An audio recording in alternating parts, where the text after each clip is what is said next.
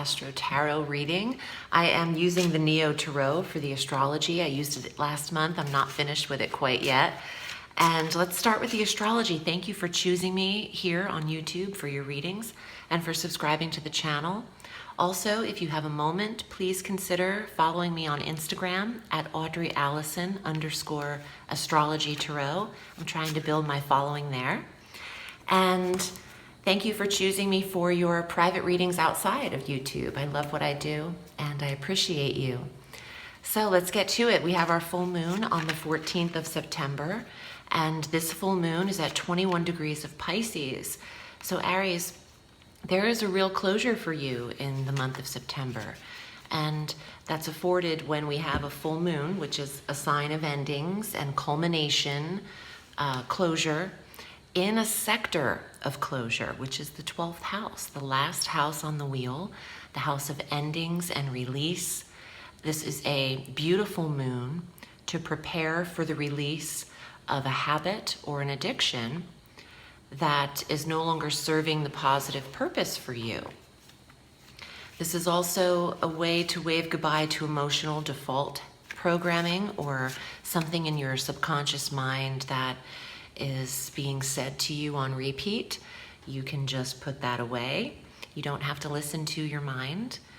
And that's important to remember. Your mind goes on its own. You don't have to listen to the things that it's telling you. Remain in your positivity as much as you can in 2019. On the same day, we have this full moon of closure and release. Mercury and Venus both enter Libra, your polar opposite sign. So the 7th house is activated this month.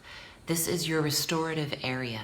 That's where the sun also enters in mid-month when we have our equinox. So Mercury enters Libra until October 3rd on the 14th of September. And then Venus also enters that day and is there through October 8th in the 7th house of soulmate, of marriage, of commitment and monogamy, and partnership, business partnership. The house of the others, who you are responsible with in your life. Mercury and Venus are beautiful here. They're together. They're twirling around the sky like the lovers. Lovers behind me up there. There is an attraction, and which is Venus, and an analyzation of your relationship. And if you're single, this is beautiful for assessing some potential partners and to express how you're truly feeling in your relationship. If you're in a marriage, it's time to communicate to your partner and get everything on the table. Mercury is there to get everything said, up and said, and Venus is there to smooth it over with some love and harmony, understanding. So those are beautiful energies for you in a sector that has to do with soulmate. So it's positive for you if you're single as well. It's time to be out and recognized. Mercury in this sector could actually benefit you online in the 7th house with Venus there, attracting smaller technologies, attracting people with the use of apps and things like that. Now on the 18th, Saturn goes direct at 13 degrees of Capricorn. Saturn has been in your career sector, Aries, so there is some limitation and the feeling of being restricted here, and some restructuring and change with Pluto involved in Capricorn in the career sector. So reorganizations and how you report to people and who you're reporting to might be going through some restructuring. And you might feel like you need to get out of career as well. It might be that this friction that's created is repositioning you altogether. None of that is a bad thing. Try not to have fear around the change that is occurring. On the 21st, Jupiter and Neptune form an aspect, a square, not too harmonious, some discord here, but on the 21st, this is a day to avoid avoid clarity, because Neptune is illusion, and it's in your travel sector and your property sector. So in long distance travel, losing hotel keys or being charged twice for the room, or credit card issues, or not remembering is a big part of this, because Neptune is in the 12th house of the subconscious mind. Not remembering where you parked your car in a strange location, or being told one thing that isn't clear from a realtor in the process of buying property. The 21st is just a day to avoid clarity and signing and officially making statements.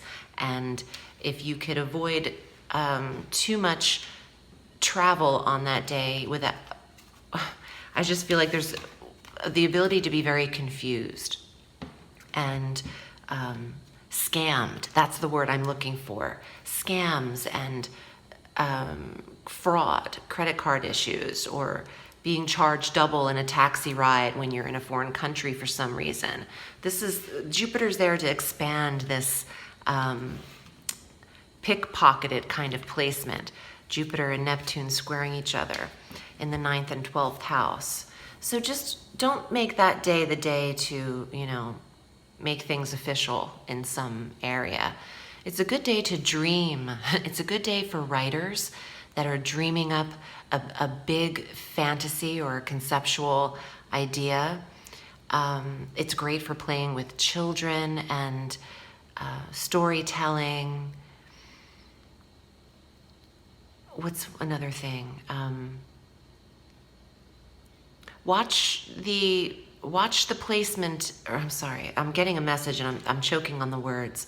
The placement could also mean watch dealing with water, ocean. If you're in the ocean, losing your footing, Neptune is like Poseidon, god of the sea. And I'm getting like, some of you could get roughed up even in low tide. I had an image just come to me when I was on a trip. I was literally standing in water up to maybe my knees. It wasn't that deep.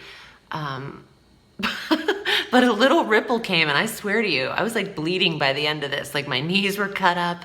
It was just from like little low tide seashells, but sometimes you can just really get caught off guard. And that's exactly what this is, but in a big way, because Jupiter's involved. So try to just stay clear, stay out of harm's way that day, because there's just a little bit of nebulous energy. On the 23rd, this is our equinox. The sun enters Libra. So joining Mercury and Venus, officially, we are out of summer. I can't even believe it. My favorite season is gone so quickly. So the sun enters Libra, but this is beautiful for you, Aries, because this is soulmate. This is marriage and connection. And I hope I just called you Aries. I believe I did, but I might have called you Libra. The sun enters Libra, and you have major personal planetary placement in the sector of partnership. So some of you might be leaving career where you report to someone else and you're starting your own situation, your own independence, or starting into partnership with someone in business. Our new moon is also in Libra on the 28th in the 7th house. Restorative energy in your marriage sector is available for you in September. Mars is in Virgo the whole month in your 6th house of health and maintenance and wellness and tending to diet and regimen. Action in the 6th house. Some of you are getting getting physically fit and getting all of that in order, and doctor's appointments and checkups and dental appointments. But you're also considering, some of you, adopting male pets coming into the house with Mars in the 6th house. So it's an active month regarding love and trust. because the 7th house is a deeper relationship than just dating in the 5th house. I'm anxious to see your cards. Let's see what's here for you. Aries, for the month of September. Just quickly, I am having a special for the month. So if you haven't read with me before, now's your time. I am having a Labor Day special. So even though this is offered in August, it's still for September too. So for Friday, Saturday, Sunday, and Monday, that's August 30th, 31st, and then September 1st and 2nd. I am offering a special, and if you select a 45-minute reading, you will receive an hour reading. So you're receiving $35 off. A 45-minute reading is $130, and you can have that for a full hour. Okay, so Aries, here are your cards. 8 of Swords. Wow, that is Saturn in the career sector, baby. So feeling restricted, someone's not allowing you to get up that higher step of the ladder, or you feel like you're being oppressed, limited, moved around internally in work, that you're wrapped up here. There is stress to the 8 of Swords, but the beauty about the Swords cards is that they are not physical. This isn't a physical stress, although stress manifests physically. The Swords govern what you're thinking, the mind, the intellect. You're telling yourself that you're limited or restricted somewhere because it might feel like the walls are closing in terms of career or authority. Let's see what else is here. Judgment. Ooh, that's a cute haircut. So, harsh reality. Larger forces assisting in governing events. Also, look at that. The eye of intuition, and you can assess a situation without having to speak about it, is also what I'm hearing. In terms of work is what I'm getting. I would quietly take notice of everything that's happening and maybe privately assess and make your decision. If you're doing a lot of outward talking about this isn't going to work for me here, or this person's coming in and I'm not going to deal with that, I would keep it tight-lipped and do your judgment in private. And I just feel like it's going to work better for you to hold it that way, to hold yourself gracefully. You do have a decision to make. Wow, this girl just changed her clothes, but she's still feeling a little bit stuck that something needs to happen. You could be weighing, the judgment could be that you're weighing 2 options. Should I stay or should I go? Which road do I choose? Well, the road less chosen affords you a wilder life, in a sense that you're living in complete freedom and you're not conforming. And if you choose the path that everyone chooses out of fear or normalcy, conformity, this is what everyone should do in these steps, life can be a little dull. So I would just choose the road less traveled and take a leap of faith and believe in yourself. Let's see what else is here. The Knight of Cups, there's offers for you.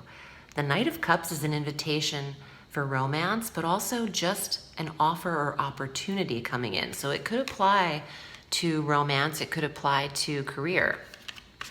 You have another card.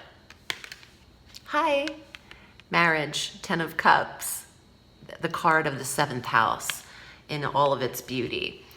The 10 of Cups is the 7th house of connection, and a lot of Arians are planning weddings, getting engaged, and combining their emotional life and support with another person, which is really special.